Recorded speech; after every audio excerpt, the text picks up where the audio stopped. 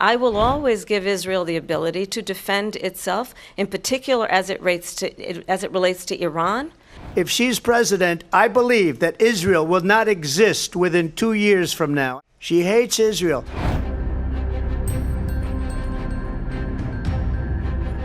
President Trump, how would you negotiate with Netanyahu and also Hamas in order to get the hostages out and prevent the killing of more innocent civilians in Gaza? If I were president, it would have never started. If I were president, Russia would have never, ever, I know Putin very well, he would have never, and there was no threat of it either, by the way, for 4 years, have gone into Ukraine and killed millions of people when you add it up, far worse than people understand what's going on over there. But when she mentions about Israel, all of a sudden, she hates Israel. She wouldn't even meet with Netanyahu when he went to Congress to make a very important speech. She refused to be there because she was at a sorority party of hers. She wanted to go to the sorority party. She hates Israel. If she's president, I believe that Israel will not exist within 2 years from now. And I've been pretty good at predictions, and I hope I'm wrong about that one. She hates Israel. At the same time, in her own way, she hates the Arab population because the whole place is going to get blown up. Arabs, Jewish people, Israel will be gone. It would have never happened. Iran was broke under Donald Trump. Now Iran has $300 billion because they took off all the sanctions that I had. Iran had no money for Hamas or Hezbollah or any of the 28 different spheres of terror, and they are spheres of terror.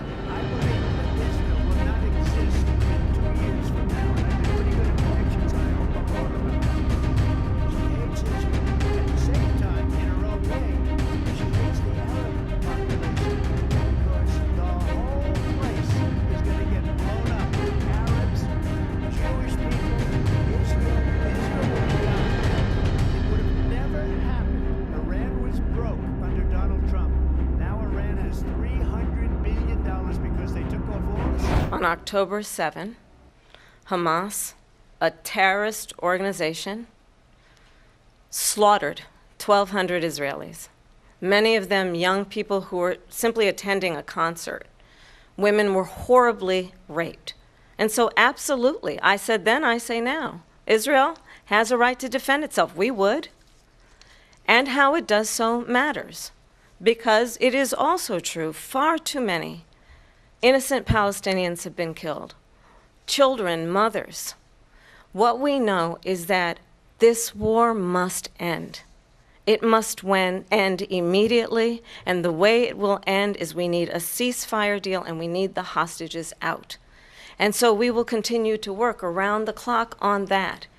Work around the clock also understanding that we must chart a course for a two-state solution.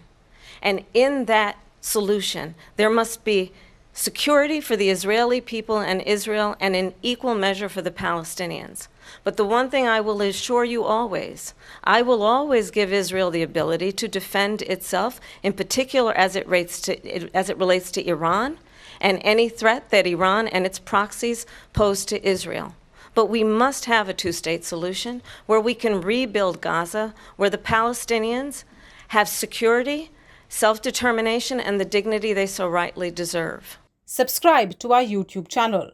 Hit the like button and press the bell icon so you don't miss any of our videos.